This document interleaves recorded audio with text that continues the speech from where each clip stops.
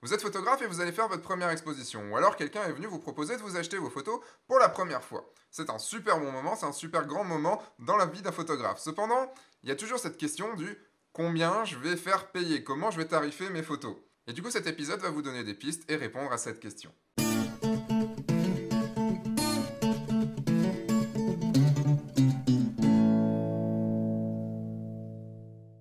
Bonjour, je suis Sébastien Roignan et vous êtes bien dans un nouvel épisode de F1.4.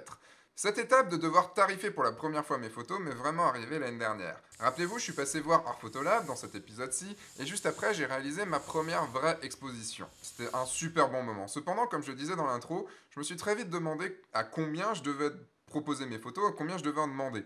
Du coup, je me suis renseigné à droite à gauche et on m'a donné des façons de faire qui étaient un petit peu compliquées, on va dire. Ça commençait à être très difficile. Et du coup, je me suis dit, mais James, le directeur d'Art Photolab, il est photographe-auteur, il vend ses tirages, et il aura sûrement une bonne idée pour moi. Et j'ai plutôt bien fait, car il m'a donné en fait une super méthode pour m'aider à tarifer mes photos.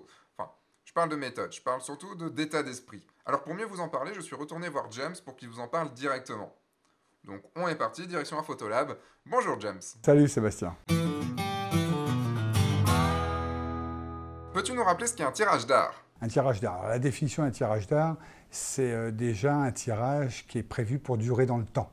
Donc le tirage d'art n'est pas spécialement définit pas spécialement une catégorie d'image, mais c'est surtout un produit qui est fait pour traverser les générations et garantir une longévité d'une œuvre d'art. Voilà.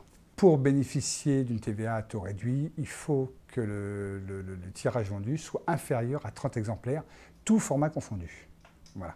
Et donc chaque auteur ne doit pas dépasser les 30 exemplaires sur leur tirage. 30 exemplaires plus le tirage d'auteur. On reste sur 30 exemplaires vendus. Le tirage d'auteur est toujours un tirage à part, qui pour moi, parce que je le considère comme ou un tirage d'essai, ou le tirage d'auteur qui s'appelle le tirage zéro, pour moi par exemple, que je mets de côté et que je garde en stock. Dès lors que l'on vend plus de 30 exemplaires, si jamais les 30 premiers exemplaires ont été vendus à titre d'œuvre d'art, on peut être sujet à un redressement fiscal sur la TVA des 30 premières œuvres. Bon, pour un photographe qui veut se lancer et tarifer ses premières photos, quelle est la règle de base selon toi?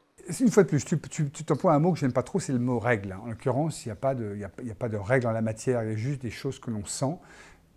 Ce que j'aime dire quand on accompagne nos auteurs lors d'expositions, c'est de leur dire simplifiez-vous la vie au maximum. Une œuvre a un prix que vous estimez, ou que vous souhaitez mettre en place.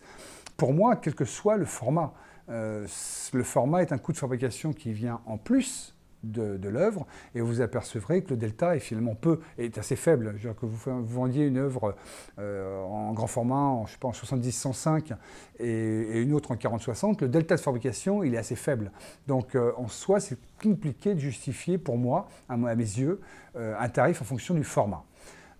Après, je pense que l'auteur doit aussi faire preuve de personnalité. C'est-à-dire qu'à partir du moment où on vend son œuvre, on sait comment on veut la mettre en valeur, comment on la présente. Et d'une façon générale, les gens achètent ce qu'ils voient, tout simplement. Si vous exposez en format 60-90, les gens vont acheter, les visiteurs ou les gens, vos admirateurs achèteront au format que vous leur présentez. Donc simplifiez-vous la tâche.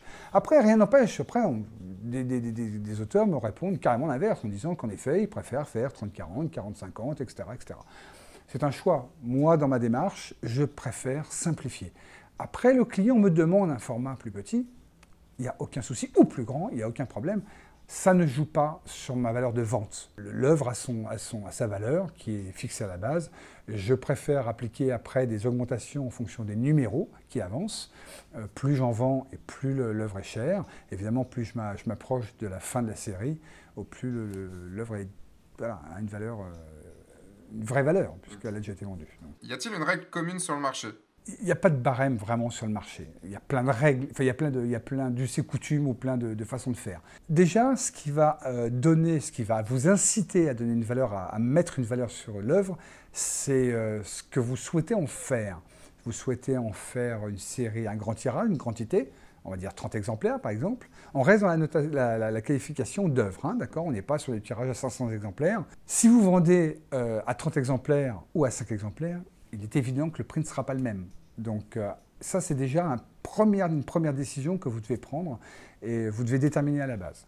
Je préfère tirer toujours à moins de 7 et grand maximum 5 exemplaires. Voilà. Parce que déjà, il y a un côté très personnel où je me dis, vendre 30 exemplaires de la même photo, c'est déjà avoir un ego assez fort. Bon. Il faut déjà arriver à la vendre une fois. Donc je préfère limiter. Je me dis, voilà, j'ai la chance d'être arrivé à plusieurs séries, mais parce que j'ai limité aussi à 5 ou 7 exemplaires. Et je pense que les clients apprécient cette démarche-là et sont plus enclins à acheter des œuvres à faible tirage qu'à grand tirage, même si le prix est plus élevé. Je refuse le côté marchand de tapis ou commerce. C'est pas péjoratif, hein, mais voilà. Mais oui, au minimum, si on met une base, un coefficient multiplié par 3 ou par 4 au minimum au prix d'achat. C'est vraiment le minimum. J'achète 10 € et je vends 22,50 € parce qu'il faut appliquer un coefficient de 2,5, 25 €, pardon. L'artiste qui achète et qui vend, et puis finalement, ce qui me fait beaucoup rire, va souvent chercher à acheter le moins cher, mais comme il applique un coefficient de 2,5, moins il achète cher, moins il vend cher. Donc et ça, c'est véridique, on le constate au quotidien. Donc en fait, il vaut mieux tirer ses photos le plus cher possible pour appliquer le coefficient derrière. Voilà. T'insinues qu'on est cher. Non, j'ai pas dit ça. Non. Je pensais à aller chez le concurrent, qu'en fait, je crois qu'il est plus cher. Voilà, on ne citera pas de nom. Je dirais qu'il y a 3 catégories de prix. Le prix petit format. Donc là, le photographe se destine à de la vente de petits formats, on va dire du 20-30 jusqu'au 30-45, encadré, fini, 40-50. On est sur des budgets abordables en termes de fabrication et l'auteur peut vendre en dessous de 200 €. Donc là, pas de souci, on est sur une fourchette bien déterminée. Après, vous avez une fourchette intermédiaire qui va rester également sur la fourchette entre 500 et 750-800 €, où on va avoir un format intermédiaire qui va monter jusqu'au 50-75, 40-60, 50-75, qu'on va encadrer en 40-50, en 40-60 et 60-80, pardon, et 70-100. Et après, vous avez le format supérieur, où là, c'est pour de la vente à 5 chiffres, où vous allez faire... 5 chiffres. Oui, à 4 chiffres, pardon, 4, oui, excuse-moi, ça fait beaucoup. À 4 chiffres, où là, on va donner de l'importance également à la finition. C'est-à-dire qu'il va falloir que l'œuvre devienne vraiment un meuble. Donc il faut que... Je ne vais pas dire qu'ils en aient pour leur argent ou leur poids, mais il faut que que l'œuvre soit vraiment mise en valeur. Et j'insiste sur le fait qu'il ne faut pas lésiner là-dessus. C'est-à-dire dès lors qu'on souhaite vendre une œuvre avec un prix important, il faut que la déco, que la mise en valeur de l'œuvre soit présente. Ça, c'est impératif. C'est vrai. Je dirais que le prix moyen est mauvais, parce que les gens qui achètent des œuvres qui sont dans cet esprit, que l'œuvre coûte 700 ou 1000 € ou 1500 €, on est dans une fourchette pour moi qui est à peu près équivalente. Par contre, la personne, et malheureusement on est comme sur une conjoncture un peu difficile, qui a des fins de mois un peu difficiles, 200 € c'est déjà trop cher. Donc il n'achètera pas. Donc, quand on fait de la vente numérotée, je pense qu'il faut tirer plutôt vers le haut. On a des clients qui vendent beaucoup, aux alentours de 200 €. C'est leur photo, leur style, leur façon d'être, c'est leur démarche artistique et ça marche très très bien. Donc il n'y a pas... Moi, j'essaie d'attirer, j'essaie de dire aux clients, j'essaie de les tirer un peu plus vers le haut. Et tirer un peu plus grand. C'est-à-dire que les gens, souvent les photographes qui vendent des petits prix, font aussi des petits formats et restent dans ce petit format. Donc c'est une logique qui est assez bonne. Donc je dirais, voilà, on fait du petit format, on va être sur des prix de 200 € à peu près. Une fois de plus, c'est pas une vérité, c'est une expérience, un retour d'expérience avec nos centaines de clients. Et puis, si on va faire du grand format, c'est que quelque part, on veut que l'œuvre devienne presque un meuble, et on va faire attention à la finition, à la présentation. Et là, ça va nous permettre de monter les prix vraiment d'une façon considérable. Donc, on va franchir le palier à 4 chiffres, et ça va être plus important. Faut-il vendre tous les exemplaires d'une photo au même prix? Alors, différentes approches. Je ne le conseille pas. On est sur un tirage limité. Donc, qui dit tirage limité, on est inférieur à 30 exemplaires, on valorise son œuvre. Je pense que la première œuvre, c'est toujours la plus difficile à vendre. Une fois que la machine est lancée, voilà, le monde attire le monde. On se pose des questions. l'œuvre a été vendue. Ça me permet de glisser une petite astuce après. La numéro 2 va s'enclencher derrière. Augmenter de 10, 15 ou 20% tous les numéros, tous les 2 numéros, c'est-à-dire qu'on va augmenter que de 10% si on augmente à chaque œuvre, et de 20% si on augmente toutes les 2 œuvres, permet de donner en plus une valeur à l'œuvre. Et le numéro 1, souvent vous allez voir que beaucoup de gens s'attachent à acheter le numéro 1, veulent le numéro 1 pour avoir le numéro 1, pas forcément pour le prix. Une petite astuce, c'est de commencer au numéro 2, garder le numéro 1 pour la fin. Parce qu'en plus, quelque part, ça incite quand les photographes, quand les visiteurs voient les œuvres, de se dire « Ah, elle a déjà été vendue ouais. ». Voilà. Donc c'est une petite astuce marketing. C'est filou ça.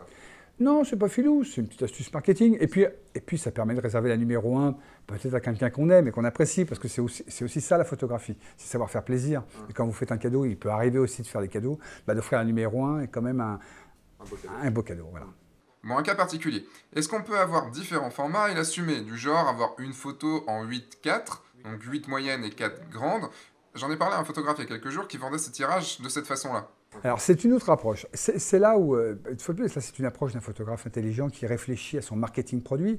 C'est en cela que je disais qu'il n'y a pas de vérité en termes de vente d'art. C'est le photographe qui trouve ce qui lui correspond le mieux. Et ça, c'est aussi une bonne approche. C'est-à-dire, voilà, je décide de vendre 8 œuvres à un prix abordable qui va me permettre de toucher une certaine clientèle, et 4 exceptionnelles. Et là, je vais mettre le paquet sur la finition, le format, et je vais pouvoir mettre des chiffres qui sont même parfois incohérents, ou pas parler d'incohérence, mais plutôt exceptionnels, au regard des petits formats. Mais parce que la finition n'est pas la même, le format n'est pas le même. Et là, il faut, quand on fait des choses comme ça, je pense qu'il faut vraiment un peu aller dans les excès. C'est-à-dire qu'on va faire le 8 qui va être en 40-60 casse américaine, par exemple, et le 4, on va faire en 80-120 ou en 120-160 en casse américaine, pour vraiment qu'il y ait un écart. Voilà. Voilà. Il y a quelque chose d'assez logique aussi quand on vend des œuvres grand format et des œuvres assez chères, c'est que l'on s'adresse à des gens à un pouvoir d'achat un peu plus grand, qui généralement ont des murs qui correspondent à des tailles d'œuvres un peu plus importantes. Donc il y a une certaine logique à respecter. Des petits prix, petits formats, dès qu'on monte sur des valeurs de chiffres un peu plus élevés, il est de bon ton de se tirer des formats et des finitions un peu plus luxueuses. Voilà. D'accord. Quel est le moyen de se créer une cote? La cote artistique est un petit peu compliquée à déchiffrer, mais il y a des petites astuces marketing pour créer une cote ou pour se donner une cote. J'ai pour exemple un photographe qui expose un petit peu international et qui, ne sachant pas vraiment quel prix mettre sur ses œuvres, il y avait longtemps qu'il n'avait pas exposé, donc il avait un problème. Il vendait très cher, mais il a eu un trou de 20 à 25 ans d'exposition, donc vraiment très important, et il revient sur le marché. Et donc il fait une exposition en Bretagne, dans une galerie en Bretagne, il a demandé, et il avait en parallèle une demande en Belgique, à Bruxelles. Et il a eu l'idée assez fabuleuse, que j'ai repris pour donner un conseil à des clients qui l'ont utilisé assez judicieusement, de toutes les photos qui étaient exposées à la galerie en Bretagne, à ces prix tournés aux alentours de 2500-3000 € de mémoire. Et sur la photo de Bruxelles, où il avait pour lui peu de chances de vendre, et voilà, il n'y avait qu'une seule œuvre, et il a mis une cote un peu démesurée, il a mis quelque chose comme 30 ou 35 000 €. Le prix, je ne me souviens pas exactement, mais c'était grosso modo 10 fois supérieur au prix de vente de la galerie de Bretagne. Et lorsqu'il a fait son catalogue, le catalogue produit, il avait inclus ce prix d'œuvre qu'il avait bien mis en avant dans son catalogue, et ce qui fait que les visiteurs, désireux d'acheter une œuvre, avaient sous les yeux les prix des œuvres devant eux, et ce prix un peu exorbitant, et qui quelque part les rassurait en se disant on fait une bonne affaire finalement en achetant à 2500 plutôt qu'à 30 000 à Bruxelles. Donc voilà, c'est une astuce marketing pour gérer sa cote. Ça reviendra à dire qu'il y a une pièce maîtresse dans sa série? Alors c'est aussi une très bonne approche, et c'est qu'une pièce maîtresse peut être tirée en moins d'exemplaires. C'est-à-dire que le photographe va acheter son dévolu sur une de ses photos qui lui est chère, qui a une importance. Je pense que chaque photographe dans sa vie, ou sur une série, a une photo qui lui est plus chère que l'autre, qui peut être une photo d'ailleurs qui souvent peut avoir inspiré la série, et qui va décider de tirer à moins d'exemplaires. Donc Ça pourrait être l'inverse, mais non, non, non, il est justement pour la valoriser, pour lui donner une valeur financière plus importante, qui quelque part aussi faire monter sa cote, qui va servir de cote référentielle, va tirer non plus à 8 exemplaires, mais à 4 exemplaires ou à 3 exemplaires, en multipliant le prix de vente par 3 ou par 4. Ça, et on peut ajouter que cette œuvre qui peut être la base référentielle du photographe peut également être un format plus grand. C'est-à-dire que s'il y a une façon de jouer, c'est sur une série où vous vendez à 8 exemplaires, vous pouvez en mettre une seule en plus grand exemplaire, enfin, en plus grand format. Mais toujours, et j'insiste là-dessus, la montrer. C'est-à-dire que dans une exposition, lorsque vous exposez vos œuvres, si vous prétendez vendre, toi par exemple, si on va prendre ta sublime exposition Soledad, que tu as tiré en 40-80, si ma mémoire est bonne, si tu inspires à vendre du grand format, tu devras dans ton exposition en montrer une. D'abord pour rassurer les visiteurs, ou tes futurs acquéreurs, parce qu'ils vont s'apercevoir que tes images sont capables de supporter aussi un agrandissement, et que tu montres l'agrandissement, et ça permet aussi de montrer l'échelle de l'œuvre vendue à un prix format. Pour toi, tu pourrais par exemple monter sur un format 120-60 sans aucun problème. Voire plus si affinité. On est juste limité sur les barres d'aluminium, enfin chez nous, hein, les concurrents font peut-être mieux, mais on est limité à 6 mètres. Voilà. 6 mètres? Ouais. Ça fera que 3 mètres de hauteur. C'est pas beaucoup quand même. Hein. Ouais. Mais je te laisse gérer le transport. Ouais. Tu veux m'en faire une pliade? Merci James. Merci Sébastien. Bon, je retourne dans mes bureaux à Lyon pour faire un petit résumé et donner la conclusion de cet épisode. Merci Sébastien. Voilà, merci James pour toutes ces informations. Et comme ça a été quand même un tout petit peu long, je vais quand même faire un petit résumé. Pour résumer, je vous invite à vous poser 2 questions. Est-ce que je veux faire de mes photos un produit d'exception? Et à quel type de clientèle est-ce que je veux vendre mes photos? La réponse à ces 2 questions vous permettra de choisir la façon dont vous allez tarifer vos photos. Avec ces réponses, vous allez pouvoir choisir si vous allez vendre des petits formats à bas prix en 30 exemplaires ou si vous voulez les faire tirer en beaucoup moins d'exemplaires, 5, 6, 7, 8, 12, et faire des prix plus élevés. Et dans ce cas, il faudra sûrement viser des galeries pour avoir des clients plus fortunés. Pour ma part, j'ai commencé avec ma série Soledad à les vendre à 790 € pour un tirage en 8 exemplaires, avec une pièce maîtresse à 1290 tirée à 5 exemplaires, le tout en 42 par 80 cm en caisse américaine. J'ai donc décidé moi-même que mes photos valaient au minimum 790 €. C'est la cote que je me suis créée. Une petite dernière chose avant de finir cet épisode, le prix que vous vous donnez est bien sûr en rapport un peu avec le marché qui existe, mais surtout en rapport avec vous-même. Je ferai bientôt un épisode sur la confiance en soi dans ces tarifs, car on a souvent tendance à se sous-évaluer, à avoir peur d'augmenter ses prix, c'est juste qu'on a peur d'être pris pour un voleur ou tout simplement peur d'échouer, peur de ne pas trouver de clients. Mais j'en parle très bientôt dans un futur épisode. Si vous avez aimé cet épisode ou que vous connaissez un photographe qui va devoir tarifer ses photos d'art, je vous invite à le partager et vous pouvez cliquer ici pour recevoir un big épisode exclusif gratuit et recevoir toutes les informations de F1.4. Je vous dis à la semaine prochaine, entre-temps sortez, faites des photos et amusez-vous. Au revoir.